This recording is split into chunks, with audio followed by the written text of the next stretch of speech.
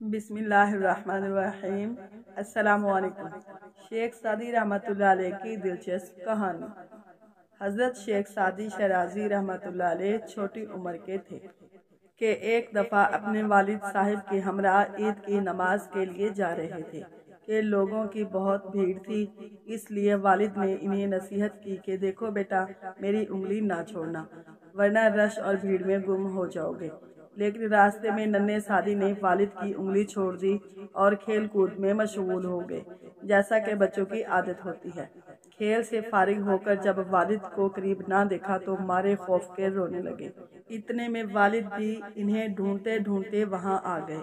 कान खींचते हुए झिड़क कर फरमाया कि ना समझ बच्चे, मैंने तुम्हें नहीं कहा था कि मेरी उंगली मजबूती से पकड़े रखना, लेकिन तुमने ध्यान नहीं किया और मेरा कहा ना माना और परेशानी हुई।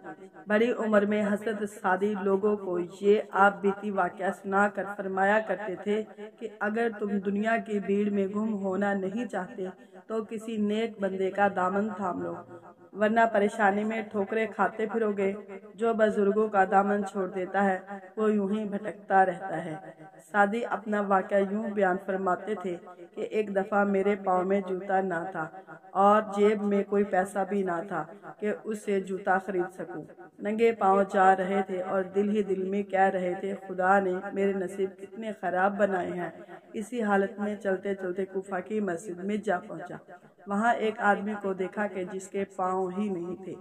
मैं फौरन खुदा के हजूर सजदे में गिर गया और खुदा का शुक्र अदा किया कि जूता न सही, खुदा ने मुझे पाँव तो दे रखे हैं। अपने बचपन का वाक़या एक और शेख सादी कुछ इस तरह बयान फरमाते हैं कि एक शब को मैं अपने वालिद साहब के साथ मस्जिद में गया और मेरे वालिद सारी रात इबादत में मसरूफ़ रहे।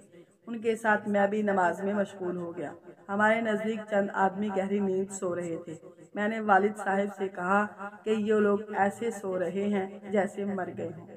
किसी ने नमाज नहीं पढ़ी और ना दुआ की। वालिद ने कहा, बेटे, अगर तू भी नफल ना पढ़ता, बाकी जिक्र ना करता और इन लोगों की तरह सो जाता तो इससे बेहतर होता कि तूने उनकी बुराई बयान की, यानी गीबत की है। तो इस वाक़या से हमें ये सबक हासिल होता है कि हमें किसी की बुराई नहीं करनी चाहिए। अगर कोई इबादत कर रहा है तो वो अपने लिए कर रहा है। अगर कोई इबादत नहीं कर रहा तो हम उसे देखकर ये नहीं कह सकते कि हम नेक हैं और फलां नेक नहीं।